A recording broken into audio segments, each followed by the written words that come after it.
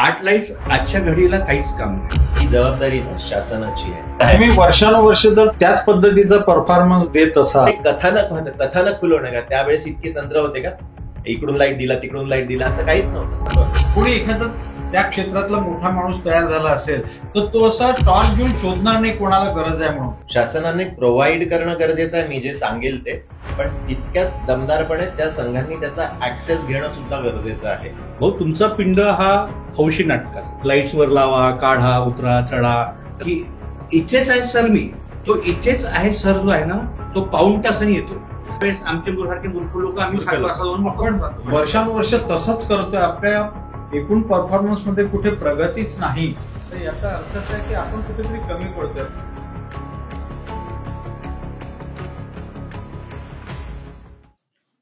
नमस्कार.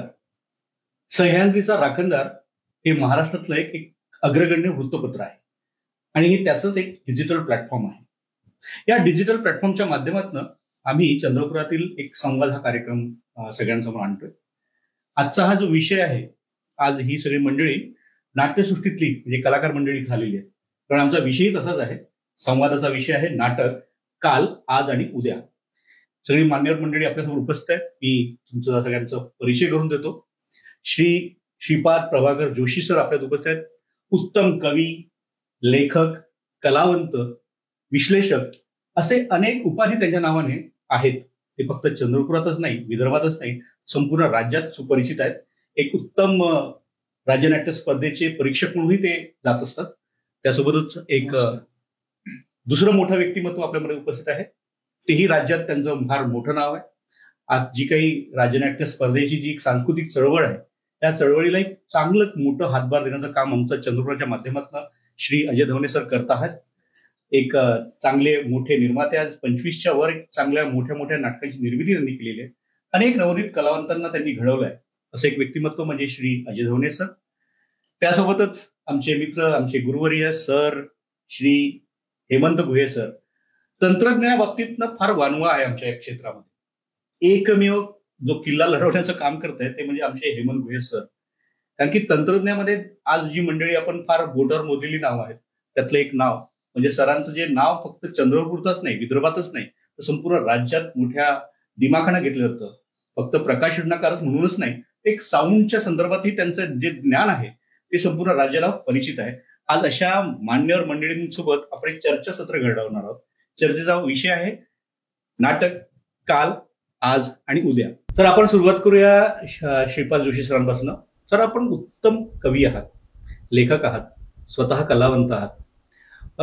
आपण या क्षेत्रात जेव्हा आलात तेव्हाचा काळ आणि आजचा काळ आणि पुढे भविष्यात आणखी तो कसा वाढत जाईल ते मला माहित नाही, पण त्या काळामध्ये आणि आजच्या काळामध्ये काय फरक जाणवतो आणि कशी सुरुवात झाली तुमच्या आयुष्यात नाटक या विषयाला घेऊन? ही रंगभूमी विषयक चर्चा असल्यामुळे याचा प्रारंभ मी माझ्या एका कवितेनंच करतो आहे. रंगभूमी विषयक कविता आहे. जेथ जीवनाचे प्रगटते सार, तेथ हो साकार रंगभूमी. वा. सुख दुःख होई अंतरीचा वसा, जीवनाशी आरसा दाखविती. काही क्षणासाठी बदलतो वेश, परकाया प्रवेश येतो घडून. जे जे आयुष्यात ते ते येथ सारे, सृष्टीचे फुलोरे फुलतात. माझ्या एकंदर प्रवासाविषयी हा प्रश्न विचारला असल्यामुळे मला फार भूतकाळात डोकवावं लागेल. मला लहानपणापासून कविता पाठांतराचा छंद होता. म्हणजे सिनेमाचे गाणे म्हणायचे नाही, घरी गाणं म्हणायची आवड होती. मग आपल्या म्हणजे ज्या कविता वर्गामध्ये 5वी 6वी 7वी बालभारतीमध्ये ज्या कविता असायच्या त्यांना चाली लावून म्हणायचा छंद जोपासला गेला. पुढे छंद वाढत गेला. मग वेगवेगळे कविता संग्रह आणून त्या कवितांना चाली लावून म्हणायचा. त्याच्यामुळे कविता अशी वृद्धिंगत होत गेली, वाढत गेली. त्यामुळे अनेक शब्दांचे अर्थ कळत नव्हते, पण ते कसे वापरायचे याची माहिती होत गेली. ते म्हणजे इनबिल्ट घडत गेलं ते. त्यामुळे लेखनालाही एक लय प्राप्त होत गेली. कवितेला एक लय असते, मुक्त छंदालाही असते, गेय कवितांनाही असते. तर यातूनच नाटकाची आवडही निर्माण झाली. म्हणजे मी 7वीत असताना कामठीला गेलो होतो आणि तिथे कामगार कल्याण मंडळातर्फे एक एकांकिका स्पर्धेसाठी एकांकिका बसवणं सुरू होतं आणि त्यांच्याकडे कुठला तरी एक कलावंत कमी पडत होता आणि मी आपला रोज तिथे जाऊन वाचायचो. त्यामुळे त्यांना कुठेतरी माझ्याबद्दल उत्सुकता वाटली आणि अहो तुम्ही म्हणून बघा असं म्हणून त्या डायरेक्टरनी मला एक पात्र म्हणायला दिलं आणि मी छान खणखणीत आवाजामध्ये तो संवाद म्हटला आणि त्यांनी लगेच माझं सिलेक्शन केलं आणि तिथून माझ्यामध्ये जणू काही मोठा कलाकार दडलाय अशी जाणीव मला झाली आणि मी नाटकाचा वेडा झालो. तर पुढे त्यानंतर मग मी जनता कॉलेजमध्ये असताना जॉईंट सेक्रेटरी म्हणून निवडून आलो होतो. शिरीष गुप्ता संघाचे अध्यक्ष होते आणि त्यांनी नाटक बसवलं होतं असा नवरा नको गो बाई, जे नरेंद्र नायडू यांनी दिग्दर्शित केलं होतं आणि त्यात मला एक म्हाताऱ्याचा रोल करायला मिळाला जो मोठा रोल होता आणि मला नंतर तर खात्री झाली की आपल्यात एक फारच मोठा नट जडलाय की आपण वयाच्या अगदी 16-17व्या वर्षी 70 वर्षाचा म्हातारा रंगवतो आहे. आणि पुढे जाण्यासाठी जेव्हा वाट शोधू लागलो तेव्हा लक्षात आलं की एकांकिका स्पर्धा हे एक चांगलं व्यासपीठ आहे, पण आम्हाला नंबरच मिळत नव्हता. नंतर लक्षात आलं की अरे आपण ज्या बसवतो आहे त्या कुठल्या तरी दुकानातून आणलेल्या एकांकिका आहेत आणि त्या घासून गेलेल्या आहेत. एकांकिका स्पर्धांमध्ये त्याचं नाव होऊन गेलेलं आहे. त्यामुळे इथे काही करायचं असेल तर नवीन काहीतरी आणल्याशिवाय गत्यंतर नाही. त्यामुळे मग लेखनाकडे मी गांभीर्याने बघू लागलो. आपल्याला जर एकांकिका स्पर्धात बक्षिसं मिळवायची असेल तर आपलं स्वतःच लिहिलेलं नवीन असं नाटक हवं ही जाणीव झाली आणि त्यातून लेखनाकडे वळलो.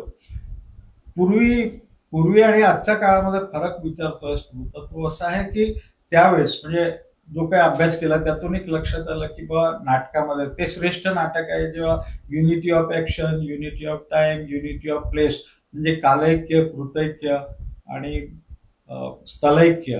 म्हणजे जसं अंक सुरू झाला आणि अंकामध्ये एकाच अंकामध्ये कुठेही लाईट बंद न होता तो म्हणजे पहिला अंक संपेपर्यंत जर तेवढ्याच कालखंडामध्ये ते नाटक घडत असेल तर त्याला कालैक्य म्हटलं जातं. म्हणजे युनिटी ऑफ टाइम म्हणजे अंक सुरू झाला नाही तर खूपदा असं होतं की 1990 मध्ये पहिला प्रवेश होतो, मग 2010 मध्ये दुसरा प्रवेश होतो, मग 2017 मध्ये तिसरा प्रवेश होतो. याच्यामध्ये कालखंड विभागले जातो. पण एकाच स्थळी सुरुवात झालेलं नाटक आणि ज्यात कोणताही काळोख न होता तो जर वेगाने जात असेल तर त्याचा वेगही कायम राहतो आणि कोणतंही वेगवान कथानक हे प्रेक्षकांना आपलंसं करत जातं, प्रभाव पाडत जातं. तर अशा पद्धतीचं जे काही वाचलं होतं त्याप्रमाणे घडवायचा प्रयत्न करत राहिलो. माझं देवाशपथ खरं सांगेल हे नाटक या पद्धतीचं आहे जिथं एका दिवसाचंच ते नाटक आहे. सकाळी सुरू होतं आणि रात्री उशिरानं ते संपतं. म्हणजे एका दिवसात ते नाटक घडतं. कित्येकदा नाटक 20-20 वर्षाचाही कालावधी त्यात येत असतो. आज मात्र असं झालंय, आजच्या नाटकामध्ये बदल जे जाणवत आहेत ते असे आहे की बा अलीकडच्या काळामध्ये म्हणजे वेगवेगळ्या संस्था आल्या, वेगवेगळ्या प्रशिक्षण शिबिर आली, संस्था आल्या.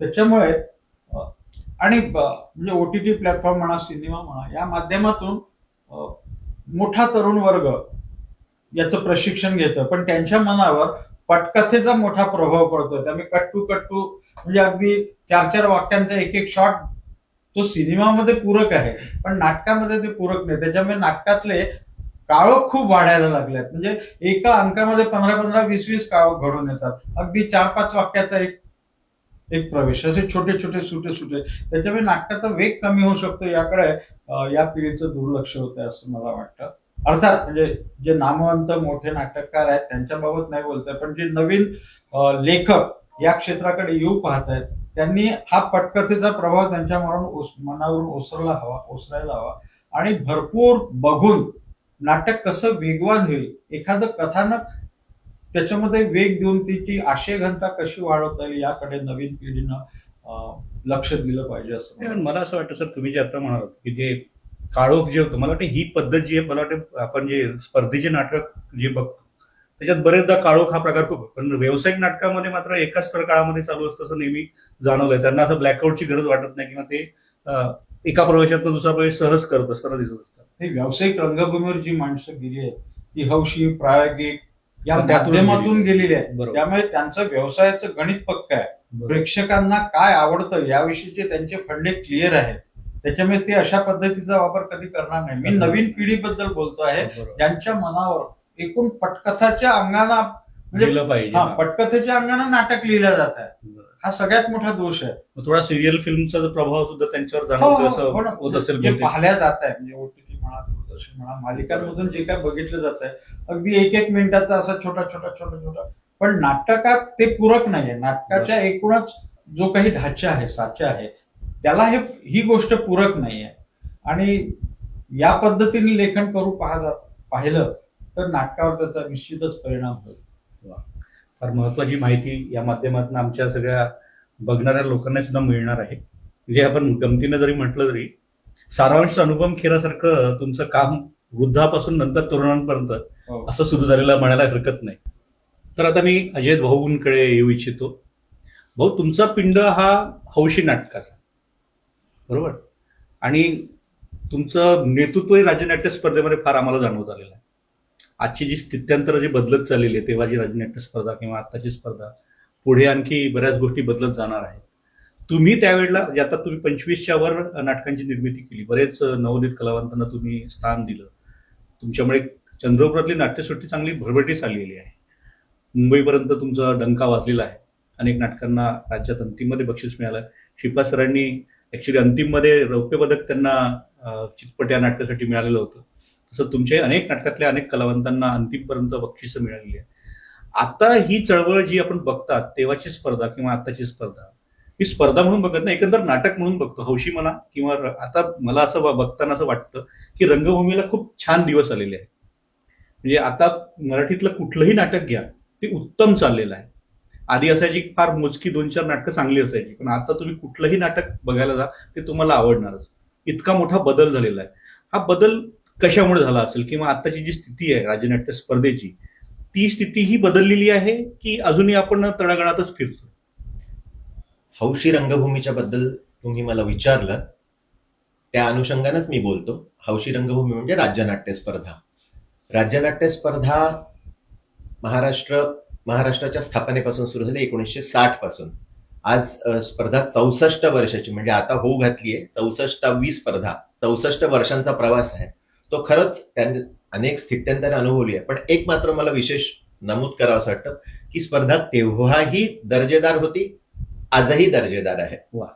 प्रत्येक स्थळ, काळ, परत्वे म्हणा, ती स्थित्यंतर घडत गेली, कारण टेक्निक्स, वेगवेगळी तंत्र पुढे आलीत.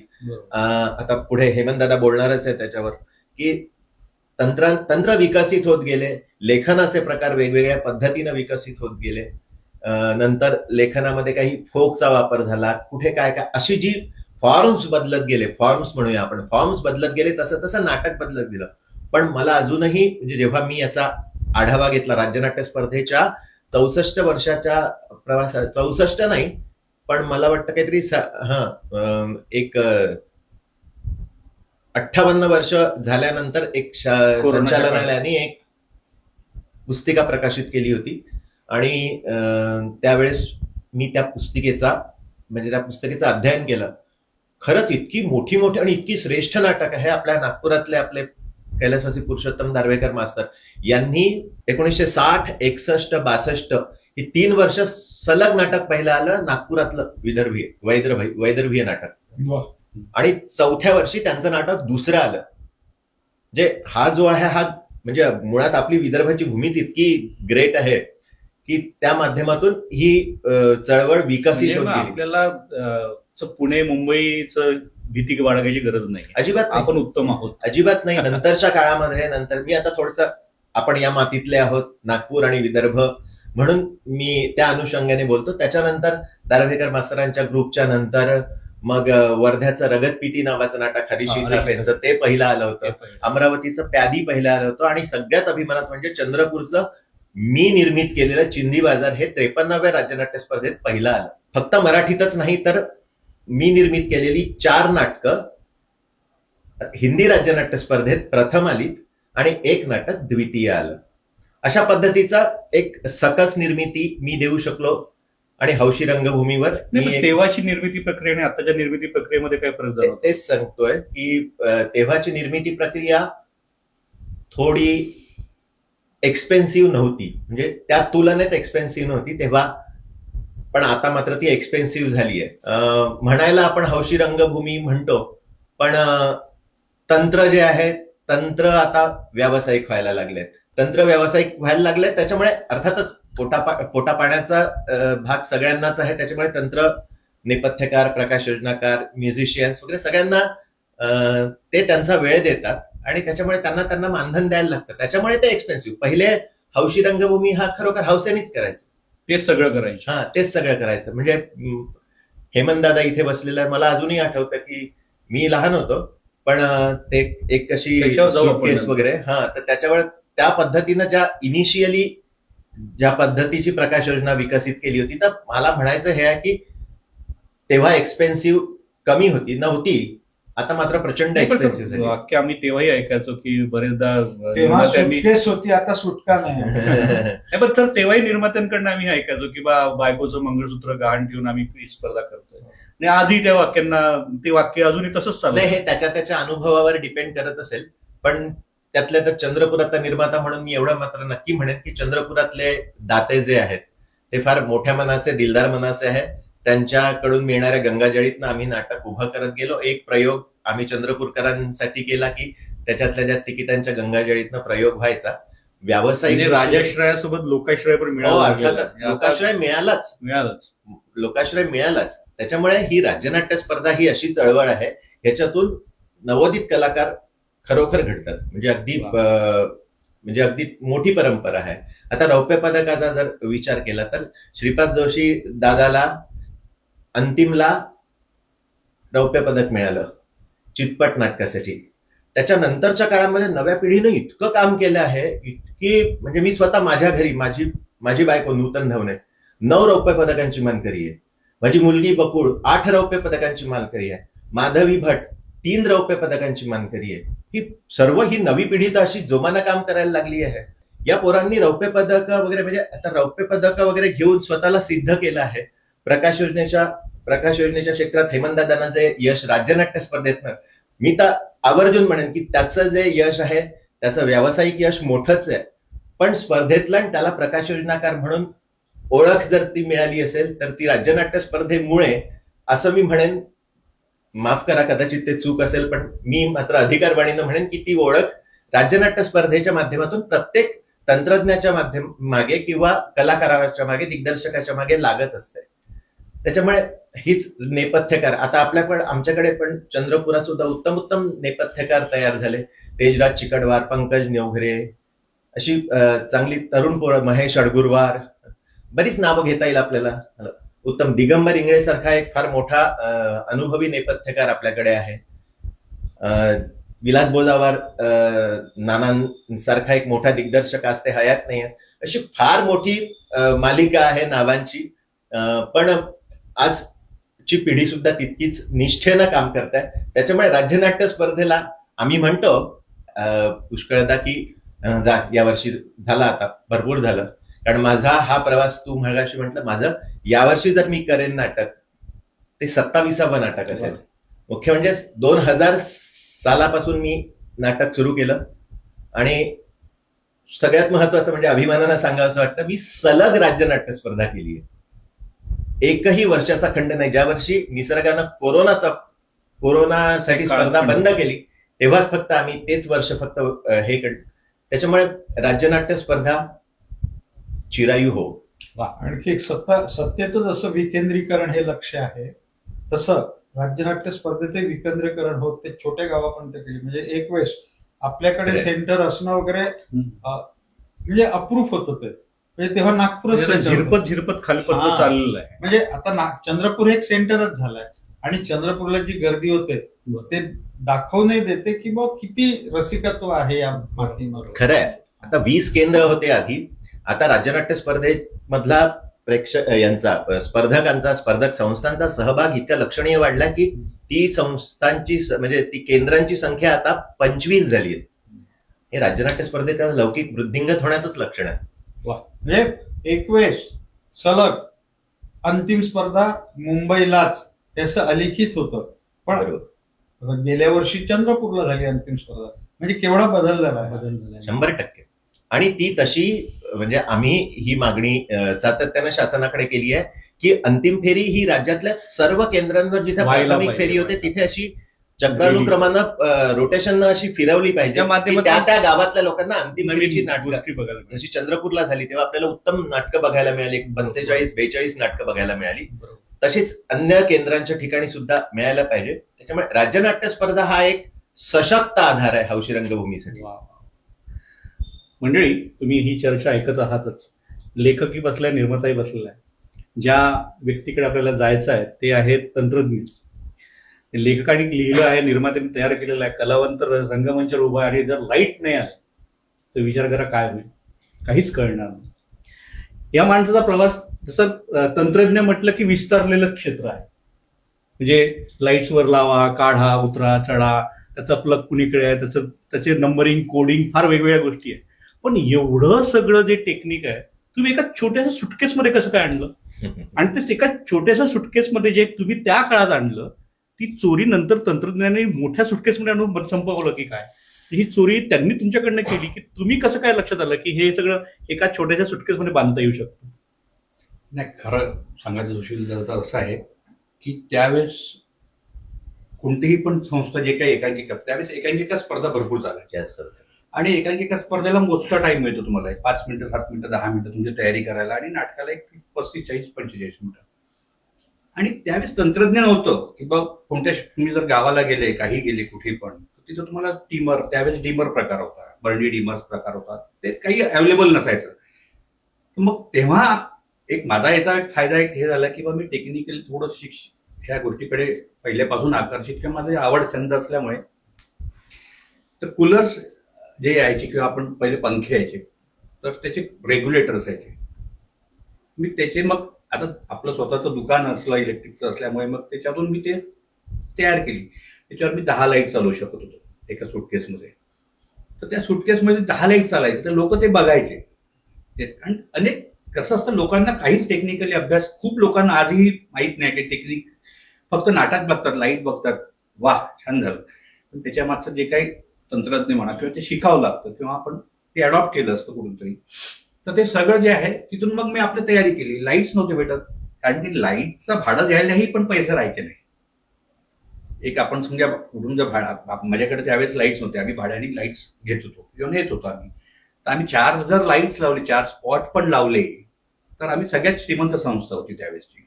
हे फॅक्ट आहे. श्रीमंतांना विचारा की आम्ही जायत होतो, आम्ही 4 लाईट असं हे लाईट म्हणजे हे 90s मधली गोष्ट आपण म्हणू शकतो, 90s गोष्ट. हो, म्हणजे अगदी त्या काळात मी सुद्धा एकांकिका करायचो, तर I was really envied for that. मी स्वतः लिटरली मी स्पर्धा करायचो. मला तर नेहमी असं वाटतं की सर तुम्ही ते कॉपीराईट का नाही केलं? कारण की आता ते कौन्सिलमध्ये जे आलेलं आहे करोडपती झालं असतं सर त्या मध्ये.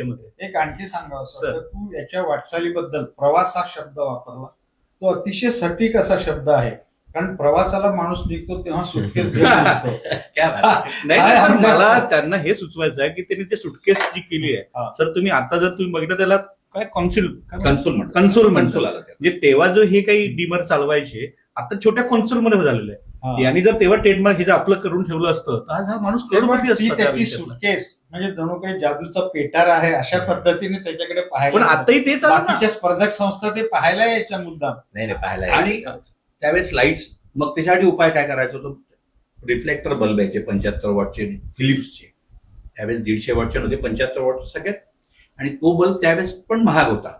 मग त्याचे मी बनवून आम्ही नाटकाला वापरायचो, एकांकिकेला. अनेक बक्षीस तिथून कसं राहतो, तुम्ही व्हील पण असायची, कलर व्हील वगैरे, कलर व्हील, सगळं प्रकार होता. आणि बरेच आणि आता मगाशी अजयदादाने एक प्रश्न केला होता, उपस्थित केला होता की बाबा आता तंत्रज्ञानाला पैसे द्यावे लागतात. विषय पैशांचा नाही आहे, विषय आहे त्याच्या मागे लागणारा मेहनतीचा, त्याच्या मागे लागणाऱ्या इन्व्हेस्टमेंटचा. आज तुम्हाला मी त्याच्या मागे लॉजिक पण मांडलं की पोट पाणी सगळ्यांनाच लागलेली आहे, त्याच्यामुळे पोट पाणी. याच्यापेक्षा आज पहिले व्यवसाय आहे. पहिले कोणतीही स्पर्धा म्हटली की 4 लाईटमध्ये, 6 लाईटमध्ये, 8 लाईटमध्ये स्पर्धा व्हायची. आता 20-25, आता 40-40, 60-60 लाईट नाही, प्रश्नच उद्भवत नाही त्याच्यासाठी. आणि त्याच्यामुळे मी जर माझी इन्व्हेस्टमेंट, माझा बिझनेस मी त्यावरून निर्माण केला, नो डाऊट. मला याच्यातूनच मी इन्स्पायर होऊन मी आपला बिझनेस चालू केला, त्याच्यातून मी स्वतःला हे केलं.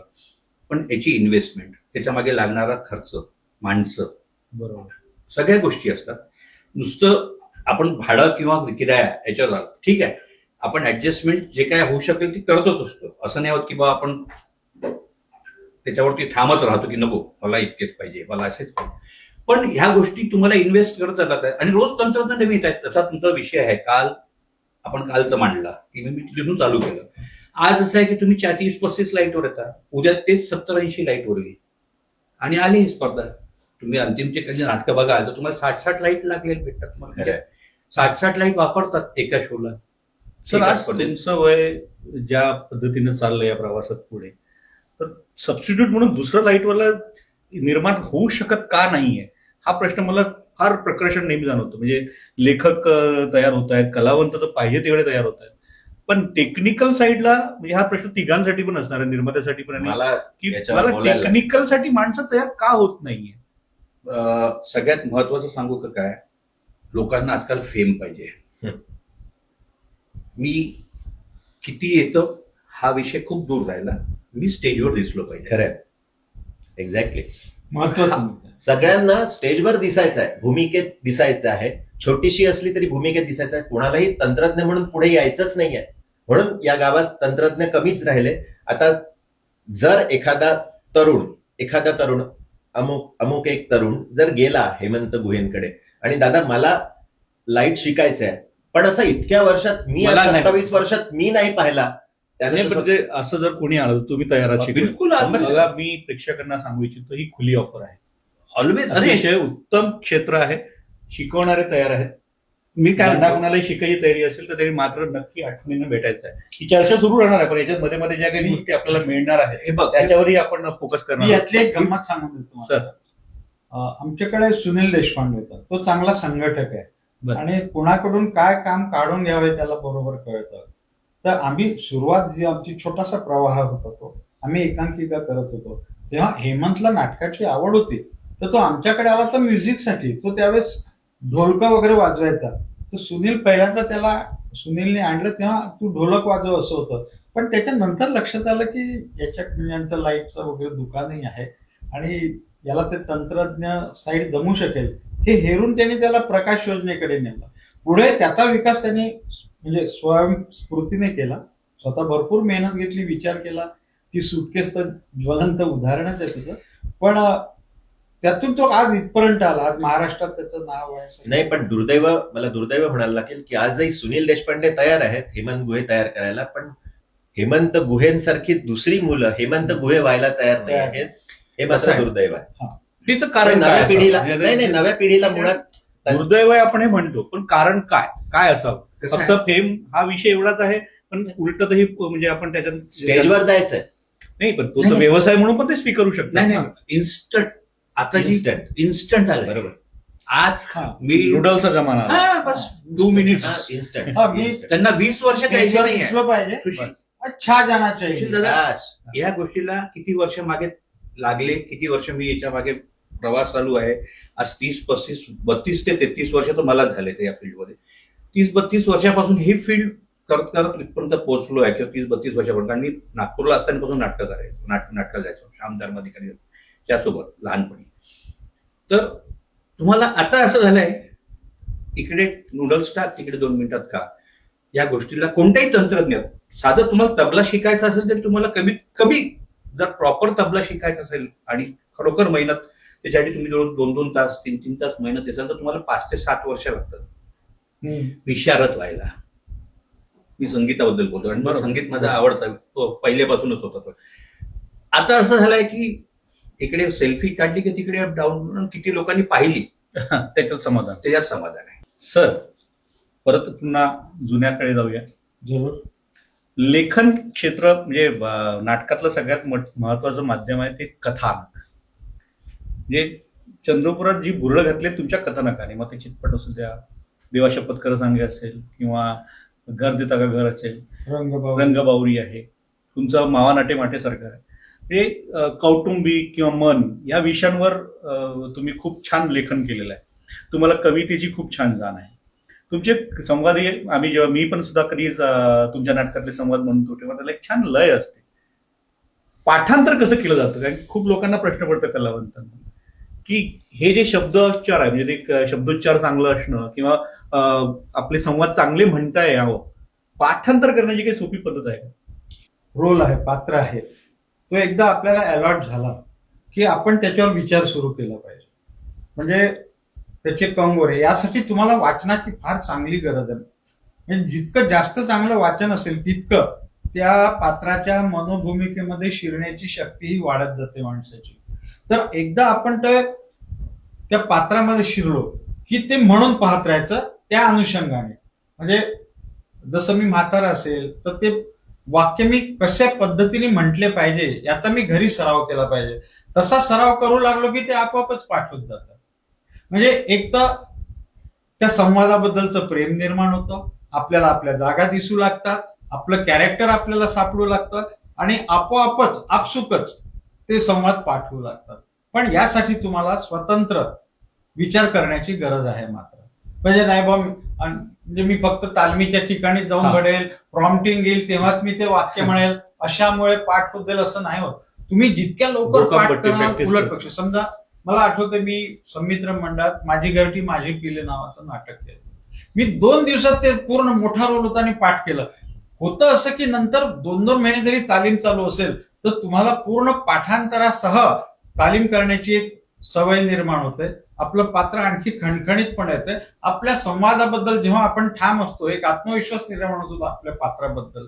त्याच्यामुळे अगोदर पासूनच तयारी सुरू करू. नाही, पण ही दैव देणगी असते का? कारण काही लोकांनाही बघितलंय नुसतं ते असं स्क्रिप्ट बघतात आणि बघितल्यावर त्यांना असं पाठवून जातं. मी मुंबईत साधारणतः त्या संवादामध्ये काय घटना काय कृती लेखकानं लिहिली आहे आणि नाटक समोर जायला त्याचा कसा वापर होतो हे जरी लक्षात राहिलं तरी थोडे बहुत शब्द इकडे तिकडे होतात, पण संवादाचा मुख्य गाभा जो आहे तो कायम राहतो आणि नाटक पुढे जात राहतो.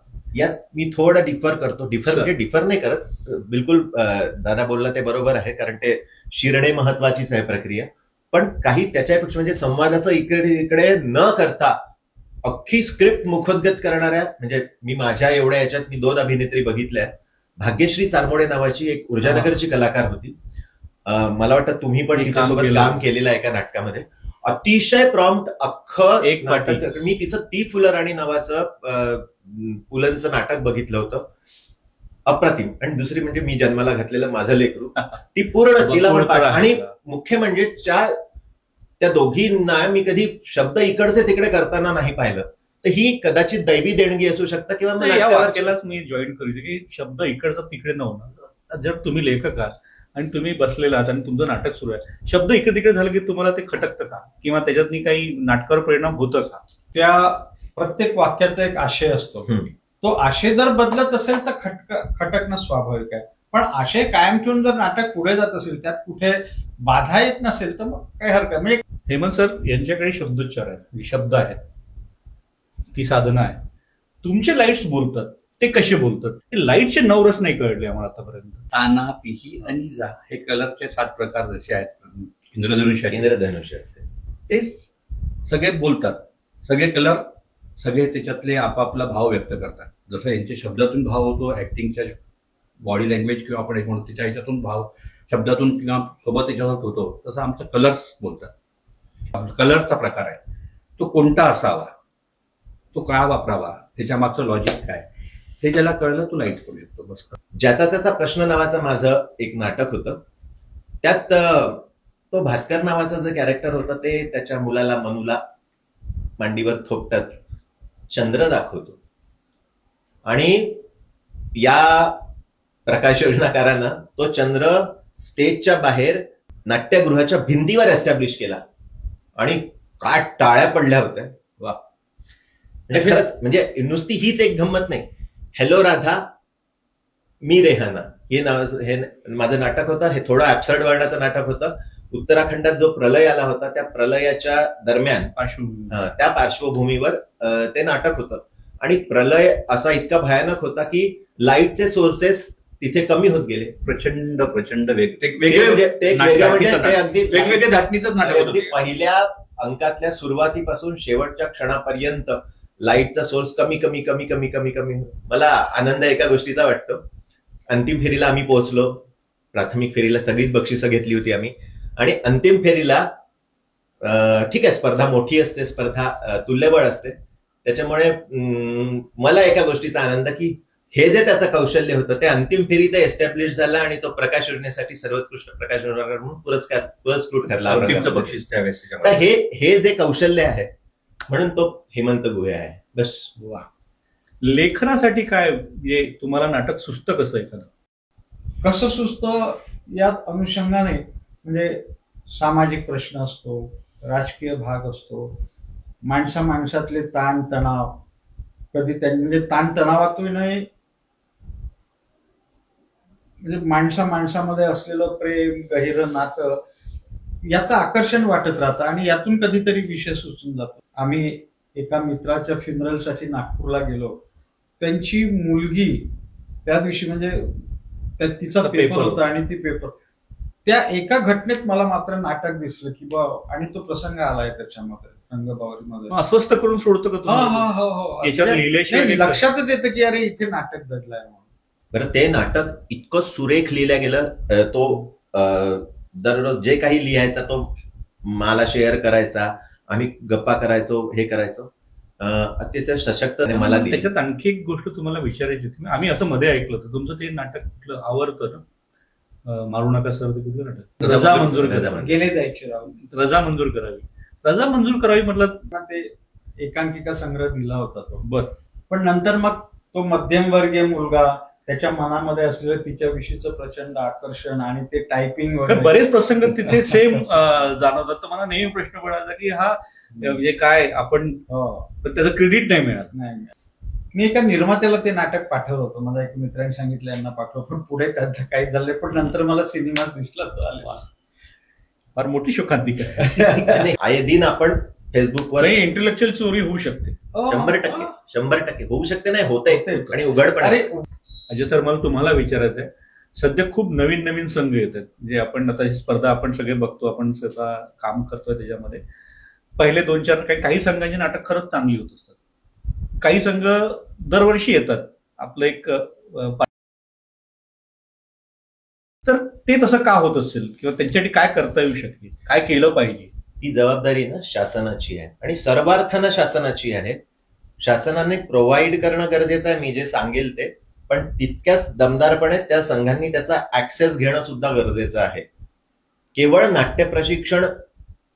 नाट्य प्रशिक्षण शिबिर संचालनालयानं आयोजित करून होणार नाही.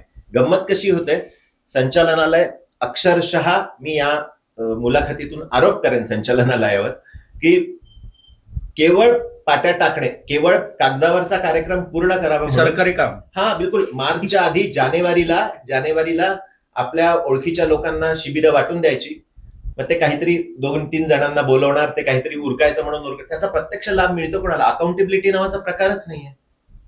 म्हणजे मग जर शासनाने जर असं जर ठरवलं, ते तुम्हाला तिघांनाही विचारतो मी, ते मग अशी टेक्निकल विषय आला की पैसे लागतात वगैरे, शासनाने जसं आपल्याला रंगमंच देतातच, तर त्यांनी स्टेज पण प्रोव्हाइड केला, लाईट पण प्रोव्हाइड केली.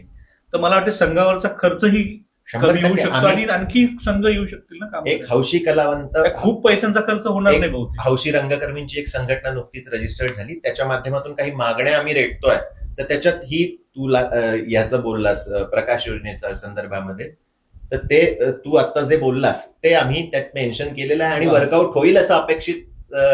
ठीक आहे, शासनाला दिले फ्री. एक मुद्दा मात्र माझा असायचा, किंवा कसं आहे की ज्याला भूक लागली असते त्याला कोणी ठरवत नसते, त्याला स्वतःहून आपल्या हाताने. मी म्हणूनच म्हटलं की त्याचा ऍक्सेस त्या सगळ्यांनी घेणं गरजेचं आहे. तुम्ही वर्षानुवर्ष जर त्याच पद्धतीचा परफॉर्मन्स देत असाल, खरंय, तर कुठेतरी स्वतःच्याही कृतीवर, आपल्या हालचालींवर 100% विचार करण्याची गरज आहे कलावंतांसाठी सुद्धा. म्हणून एक कॉमन प्रश्न माझा याच्यावरती, सॉरी मी थोडं थांबे करतो. आता तुम्ही जेव्हा शासनाची लाईट्स किंवा ह्या वस्तू द्यायला पाहिजे, आज शासन तुम्हाला देत आहे 8 लाईट्स, एक नॉर्मल प्रोव्हाइड करत आहे पहिल्यापासून, जेव्हापासून सुरू झालं तेव्हापासून स्पर्धा किंवा त्याच्यामध्ये केव्हा तरी सुरू झालं असेल हा प्रकार. 8 लाईट्स आजच्या घडीला काहीच काम नाही. बरोबर, ते म्हणतं ना पूर्णच द्यावे. आर्ट्सचा विषय नाहीये, त्याचा जो खर्च जो असेल पूर्ण देऊ शकणार नाही. 12 देण्याची मागणी केली आणि संचालकांसोबत झालेल्या बैठकीमध्ये सांगू शकतो नाही 12 फ्री देतील असं. नाही सर स्पॉट आणि पारचा विषय राहिलाच नाही आता. हे स्पर्धा टेक्निकली इतकी वाढलेली आहे एक्झॅक्टली. की पुढे ते फोको आणि LED वगैरेची पण मागणी आहे. तर ते सगळे जास्त महागडे लाईट आहेत. नाही, आणखी एक मुद्दा असा आहे की नाटक हा विचारांचा प्रांत आहे. तुम्हाला आपण वर्षानुवर्ष तसंच करतोय, आपल्या एकूण परफॉर्मन्स मध्ये कुठे प्रगतीच नाही, तर याचा अर्थ असा आहे की आपण कुठेतरी कमी पडतोय. त्याचा अभ्यास आहे, त्याच्या अभ्यासाची पुस्तकं रेडी आहेत, जी मार्गदर्शक आहेत, मोठी मंडळी आहेत, त्यांच्याकडे जाऊन असं ओढून घ्यावं लागतं. कोणी एखादा त्या क्षेत्रातला मोठा माणूस तयार झाला असेल तर तो असा टॉर्च घेऊन शोधणार नाही कोणाला गरज आहे म्हणून. तर ज्यांना शिकायचं त्यांना गरज आहे असे कुठे माणसं आहे का म्हणून. मुळात प्रॉब्लेम, मी दादाचा विषय पुढे नेतो, मुळात हा एक मोठा एक लॅक्युना निर्माण झाला आहे हौशी रंगभूमीवर, स्पेसिफिक राज्यनाट्य स्पर्धेच्या संदर्भामध्ये. तंत्र प्रभावी असणं ही नाटकाची गरज झाली आज. कथानक दुय्यम. याच्यावर मी तुम्हाला विचारायचं की हे वाक्य मला मी त्याच कथानक दुय्यम असं आम्ही रंगकर्मी समजतो. हे आमचंही दुर्दैव आहे. आम्ही खरं तर नाटक हा कथानक प्रधान भाग आहे. कारण मुळात शिरवाडकरांनी नटसम्राट लिहिलं तर त्यातलं कथानक आजही भावतं. म्हणजे आज माणूस प्रेम त्या आप्पा बेलवलकरांवर करतं, म्हणजे अगदी नाना पाटेकरांना, महेश मांजरेकरांनी सिनेमात आणलं तरी त्या कथानकावर प्रेम करतं. मुळात ते कथानक होतं. कथानक फुलवणं का, त्यावेळेस इतके तंत्र होते का, इकडून लाईट दिला तिकडून लाईट दिला असं काहीच नव्हतं. त्याच्यामध्ये मी बोलतो, सॉरी. त्यावेळेस ते कलावंतांची स्वतःची ताकद किंवा स्वतः त्यांनी केलेला अभ्यास, प्रॅक्टिस, या सगळ्या गोष्टींना खूप महत्व द्यायचे. आज असं आहे, शेवटच्या 15 दिवस यायचं, 20 दिवस यायचं, 10 दिवस कसं तरी रेटायचं, मग 10 दिवस शेवटची प्रॅक्टिस करायची. आणि मग जुजबी जेव्हा होतं ना तेव्हा दिग्दर्शक म्हणतो, मी सरळ बोलतो, दिग्दर्शक निर्मात्याचं एकच म्हणणं असतं की आता हे आपल्याला तंत्रामध्ये उचला लागेल.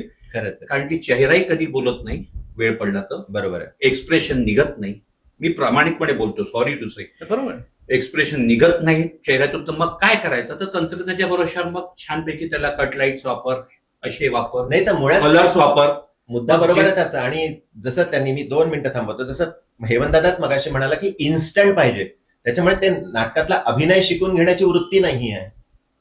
पण लेखक म्हणून तुम्ही कशा अर्थाने बघता? कारण लेखकाचा जे महत्वाचा आशय आहे नाटकाचा, हे तंत्रज्ञान झाकं, कारण कुबड्या आहेत ह्या शेवटी. टेक्नॉलॉजी, सौंदर्य आणि कृत्रिमतेने फुलवलेलं सौंदर्य, यातला फरक आहे हा. बस.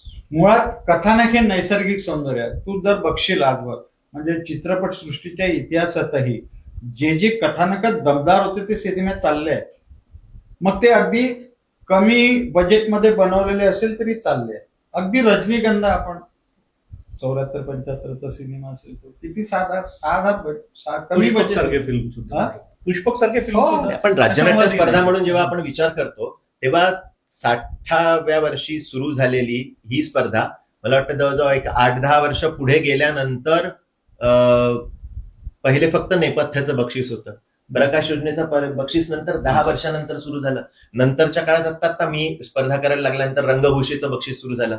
आता मागणी होतीये की म्युझिकचं मिळावं, मेकअपचं मिळावं, व्हॉट एव्हर ते जर सुरू, तर अशी स्थित्यंतर होत गेली. आणि कसं झालं, बक्षिसं जिथे आली म्हणजे सर्व अंगांना बक्षिसं मिळाली पाहिजे, मग प्रोडक्शन आपलं उंचीवर जाणार आहे. एक्झॅक्टली. हा जो ठोकताळा माझ्यासारखा निर्माता मांडतो, म्हणजे माझे कॅल्क्युलेशन्स तयार असतात, मला 2 पैकी 1 रौप्य पदक मिळाले पाहिजे, म्हणजे माझ्यासारख्या अनेक निर्माता दिग्दर्शकाचे असेल तर 1 रौप्य पदक पुरुषाचं किंवा स्त्रीचं मिळालं पाहिजे, मला प्रकाश योजनेचं पहिलं मिळालं पाहिजे, मला नेपथ्याचं पहिलं मिळालं पाहिजे. हे जे आहे त्याच्यामुळे तंत्राचं महत्व आपसूक वाढत गेलं आणि ते काही गैर नाही असं मला आता वाटायला लागलं. बक्षीस या विषयावर नाही की व्यवसायीकरण झालं का फार बरोबर आहे. किंवा कित्येकदा कथानक कमी असते, कथानकात नाटक कमी पडत असतं, आणि अशा वेळेस मग तंत्राच्या अंगाने आपण त्याला फुलवलं पाहिजे, अशी टेंडन्सी वाढत चालली आहे. नाही तर ह्या बक्षिसांच्या हव्यासापोटी नाटक मरतोय का? हव्यास नाही, शेवटी स्पर्धा आहे, बक्षीस आलंच आणि त्याच्यासाठी ते करणारच आहे. नाही, जनरल बोलतोय मी. नाही, म्हणजे ते करतीलच.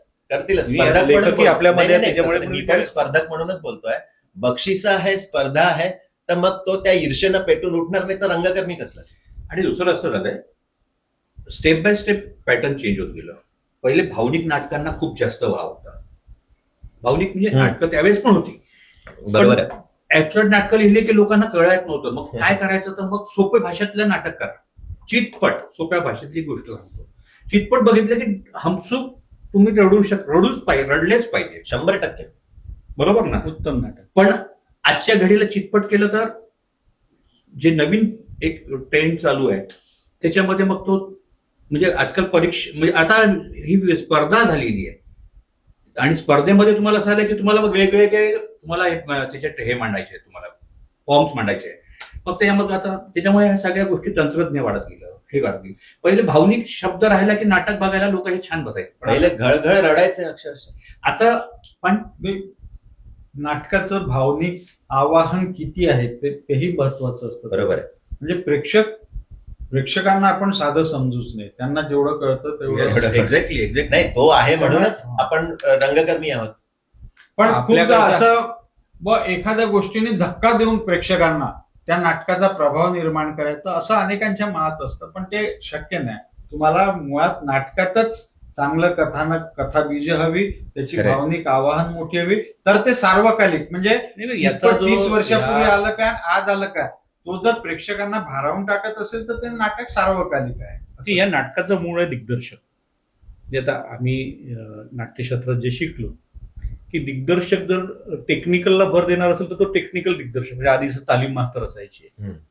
दिग्दर्शकाचे जे प्रकार आहेत ते स्टॅम्प, जे एखादं नाटक पाहून यायचं तसंच बसवायचं, टेक्निकली नाटक मोठं करायचं, त्याला नाटकातलं कमी आणि बाकीच्या गोष्टीवर जास्त भर असतो. तर दिग्दर्शक कमी पडतोय का सध्या या राज्य नाट्य स्पर्धेच्या चळवळीमध्ये? मुळात कसं आहे की त्याचा अभ्यास नाटक निवडतानाच ते कसं आहे, त्याची प्रकृती कशी आहे, त्याचा गाभा कसा आहे हे समजणारा एक दृष्टी हवी. तुला या मुद्द्यावर आणखी एक सांगून देतो की लेखकाला आज एक सहदिग्दर्शक समजायला हवं असा ट्रेंड आहे. याचं कारण असं आहे की नाटकात कंसामध्ये तो ज्या रंगसूचना देत असतो त्या दिग्दर्शकीच असतात. नाही, नाट्यशास्त्रामध्ये हे सुद्धा एक वाक्य म्हटलं गेलं आहे, लेखक दिग्दर्शक. कारण की काय होतं ना की तुम्ही लिहिलेलं नाटक जर तुम्हीच करत असाल ना तर तुम्ही त्याच्या बियॉन्ड द लाईन तुम्ही नाही बघू शकत, तो एक दुसरा दिग्दर्शक बघू शकतो. जे तुम्हाला सांगितलं दिग्दर्शकाचे जे प्रकार आहेत, छापील दिग्दर्शक, लेखक दिग्दर्शक, तंत्रज्ञ दिग्दर्शक, जे काही दिग्दर्शक, तालीम मास्तर दिग्दर्शक, फक्त तालीम घेण्यासाठी आला म्हणजे तो दिग्दर्शक झाला. दिग्दर्शकाची भूमिका सगळ्या शिप ऑफ द कॅप्टन आहे, तो महत्वाचा माणूस आहे. तर त्याला हे सगळे माहिती नसावं म्हणून कदाचित ते कलवळ प्रयोग बदलत चाललेले आहे, असं काही आहे? नाही, असं नाही म्हणताय. राज्य नाट्य स्पर्धा किंवा हौशी नाटक म्हणून जेव्हा आपण विचार करतो, जेव्हा स्पर्धेसाठी आपण नाटक निवडतो त्यावेळेस आपण सगळी चमू बसून नाटक निवडतो, तेव्हा दिग्दर्शकाचाही त्याच्यात एक महत्वाचा रस. मुळात मी तर म्हणेन दिग्दर्शक हा नाटकाचा आत्मा आहे आणि तो सर्वेसर्वा असतो. त्याच्यामुळे त्याला कळत नाही असं तुम्ही म्हणू नाही शकत, कारण तो नाटकाला ज्या पद्धतीने उंची देतो तर तो फ्रेम्स, वेगवेगळ्या फ्रेम्स मध्ये नाटक बांधतो, सुरेख बांधतो. लेखकाला जे अभिप्रेत आहेत त्या छोट्या छोट्या ज्या हे असतात घटना असतात त्या घटना सुरेख फुलवतो. त्याच्यामुळे त्याची भूमिका निश्चितपणे काही भाग असतात. जसं एक उदाहरण मला आठवत आहे आणि आताच हाय रेहाना मी हॅलो राधा मी रेहान या नाटकामध्ये म्हणजे इथे पहिलं आलं होतं आणि अंतिमला जाताना ते आणखी कसं उंचावल्या जाईल याचा विचार करताना मग त्यात आपण काही कविता पण ऍड केल्या होत्या. हो, केल्या होत्या. बरोबर. हा म्हणजे आणखी कसं उंच करता येईल याचा प्रयत्नानंतर हे होत असतो आणि मग वेगवेगळ्या प्रयत्नांनी त्याची उंची आपण वाढवण्याचा प्रयत्न. कोणतेही नाटक असो, तुम्ही प्रयोगागणित त्याच्यामध्ये इम्प्रुव्हमेंट करू शकता. नाही, होतच. असं आहे की तुम्हाला लक्षात यायला लागतं, कारण की अरे यार मी हा लाईन इकडनं वापरल्यापेक्षा जर थोडासा म्हणजे असा त्या अँगलने वापरला असता तर अजून छान वाटलं असतं. मग नवीन प्रयोगात आपण ते करून मुळात नाटक प्रयोग असल्यामुळे प्रयोग होतच राहिला. आणि प्रयोग कसा तुम्ही दिवसागणित तुमचे प्रयोग वाढत गेले. पण कसं आहे, राज्य नाट्य स्पर्धा किंवा कोणती स्पर्धा ही तेवढ्या पुरतीच मर्यादित आहे. चंद्रपूरचे 1-2 प्रयोग, राज्य नाट्य स्पर्धा, कामगार कल्याण स्पर्धा संपली.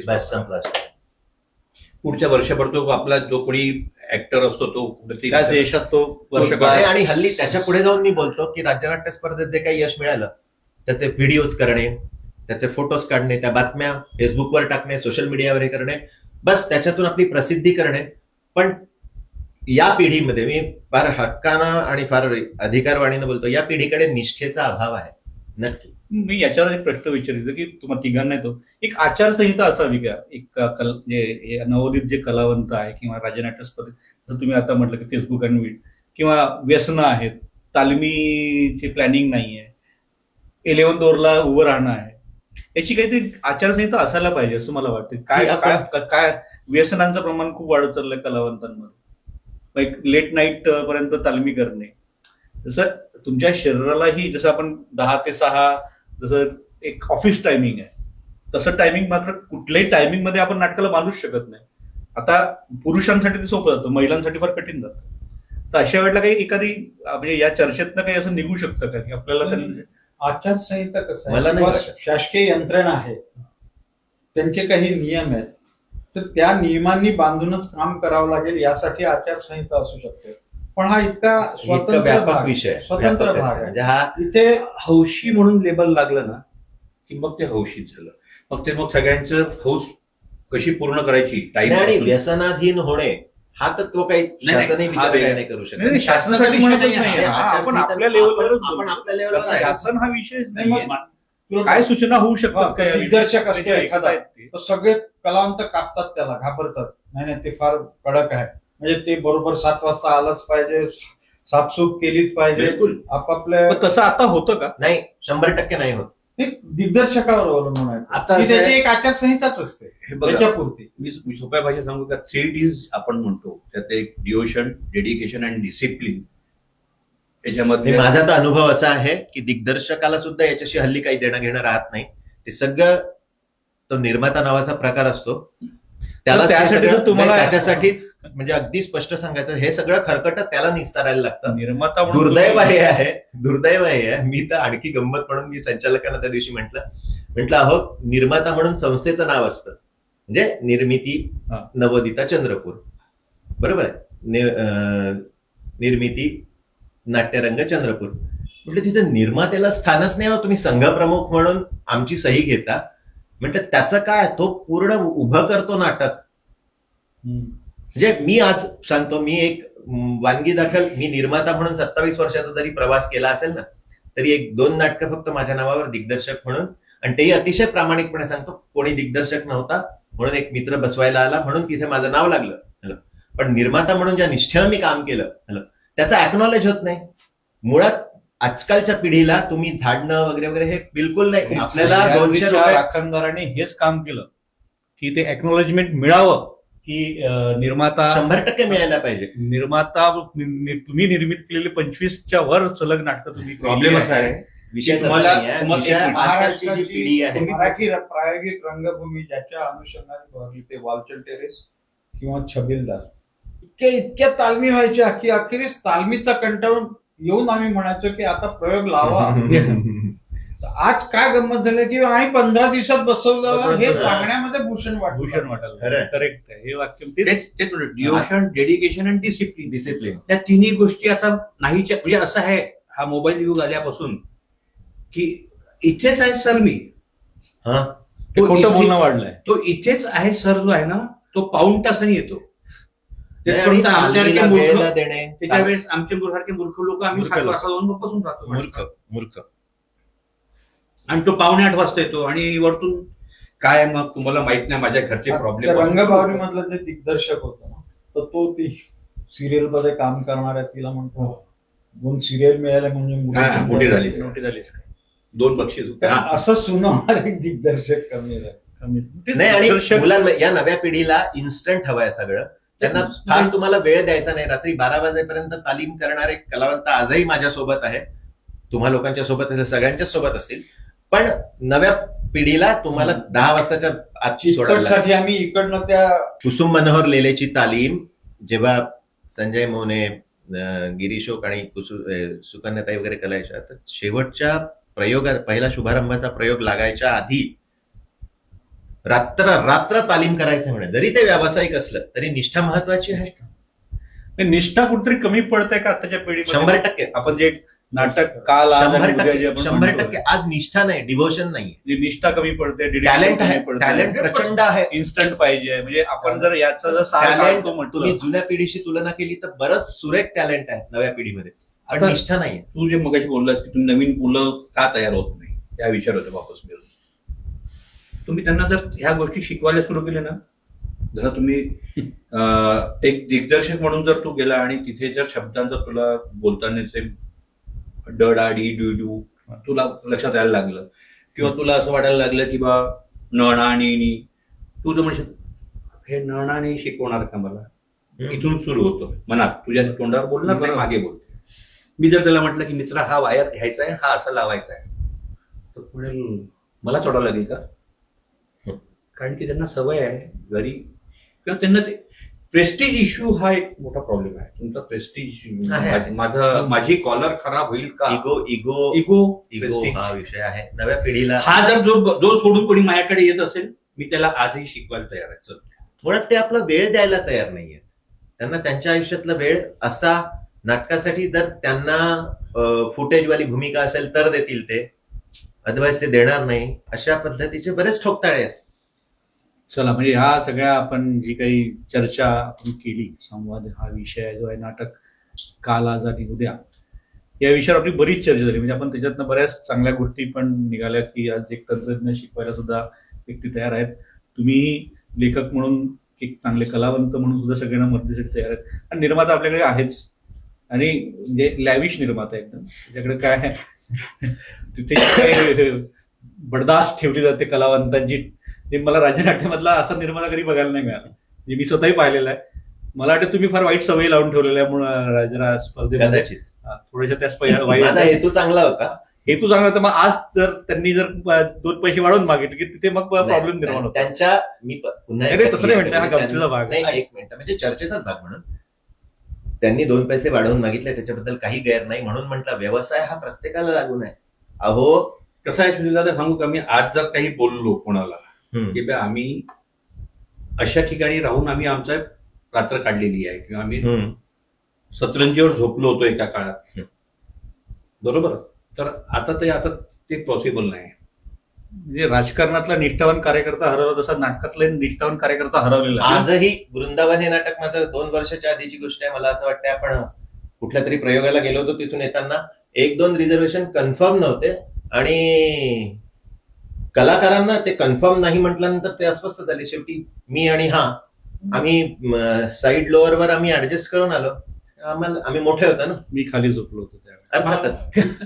रिझन असं की आपल्याच असं आहे की ऍडजस्ट नाही करत. आता त्यांचा एक हे झालाय पिंड की सगळे त्यांना लॅविश पाहिजे. बरं, हे फक्त माझ्याच ग्रुपमध्ये असेल असं म्हणून नाही, सगळ्यांनाच लागू नाही झालंय, आपण लागू केलेलं आहे. बस मंडळी, चर्चा न संपणारी आहे. आपण रात्रभर बोलत बसलो तरी ही अशी मंडळी आहेत, ती ऋषितुल्य मंडळी आहे सगळी, ज्यांनी आपल्या आयुष्यात प्रचंड काम करून ठेवलं. म्हणजे सरांचं काम आम्ही स्वतः बघितलेलं आहे. मी नेहमी म्हणायचो की बा मी कशाला श्रीराम लागून बद्दल बोलू, मला श्रीपाद जोशी आहेत ना, मी कशाला मोठ्या नटांबद्दल बोलू. माझ्या गावात एवढा मोठा नट मिळाला, इतका चांगला लेखक मिळाला, त्यांच्याबद्दल बोललं पाहिजे. इतका चांगला निर्माता, तुम्ही आता निर्मात्याबद्दलच्या बऱ्याच गोष्टी ऐकलेल्या, इतका छान निर्माता, आणि हा जादूगर आहे माणूस. मी नेहमी एक वाक्य म्हणत असतो त्यांना की ज्या सन्मानाने यांचे लाईट्स रंगमंचावर येतात, तितक्याच सन्मानाने ते परत आपल्या घरी जातात. असं म्हणतात की सूर्यप्रकाशाला बंदिस्त करता येत नाही, पण तो प्रकाशाला बंदिस्त करतो. वा, याच्यापेक्षा या कार्यक्रमात एक चांगलं वाक्य, तुमचे लाईट बोलतात. हा खूप चांगला शब्द वापरला. खरंच बोलतात. मी तर त्यांना नेहमी म्हणतो की मला बोलतात. म्हणजे आम्ही काम करत असताना मी बाजूला बसलं की माझ्या तोंडून आपोआपच वा येते. ते बघतात काय नाही, सुंदर, उत्तम, छान, वा. वा हा शब्दशः दुसरं वाक्यच नसतं की क्या बात आहे. हे जे क्षेत्र आहे, जे आपण असं म्हणतो की नाटक हे नटाचं, सिरियल हे लेखकाचं, आणि चित्रपट हे दिग्दर्शकाचं, असं विभाजन जनरली झालं. का की एखादा पडदा उघडला की नटावरच डिपेंड करते, तरी नाटकाला पूर्ण वेळ खेळायचं की पडदा पाडायची वेळ आणायची. तसं लेखन सिरियल वर्षभर चालवायची की 10 वर्ष चालवायची हे लेखक ठरवत असतो, कुठलाही कलावंत ठरवत नसतो. आणि मग चित्रपट उत्कृष्ट होतोय की नाही, चांगलं होतोय की नाही, त्याचं जे काही फलित आहे ते दिग्दर्शकावर जातं. तर हे सगळेच खरं म्हणजे आपल्या नाट्य चळवळीमध्ये हे सगळेच पाठ, पण त्याच्यातला तो माणूस हरवलाय हे जे सह्याद्रीच्या राखणदारांनी संवाद या माध्यमातून ही नवीन चळवळ उभी व्हावी आणि त्याच्यातनं आम्हाला आमचा तो कार्यकर्ता परत मिळावा ज्यांनी नाटक जगवावं. नाटक कालही होतं, आजही आहे आणि उद्याही राहणार आहे. ते कधीही संपणार नाहीये. ते कोणीही संपवू शकत नाही आणि त्याला कोणी संपवण्याचा प्रयत्नही करू शकत नाही. त्याच्यामुळे तुम्हा सगळ्या तीनही मान्यवरांचे मानावेत की आभार कमी आहे. तुम्ही लोकांनी आपला खूप अमूल्य वेळ इथे दिला. तर सह्याद्रीच्या राखणदारच्या माध्यमातून मी तुमच्या सगळ्यांचं मनापासून आभार मानतो. या चर्चेसाठी सह्याद्रीचा राखणदार या वृत्तवाहिनीचे सर्वेसर्वा शिंगरू सर, तुम्ही आमची निवड केली याच्याकरता आमच्या तिघांच्याही वतीनं मनापासून धन्यवाद.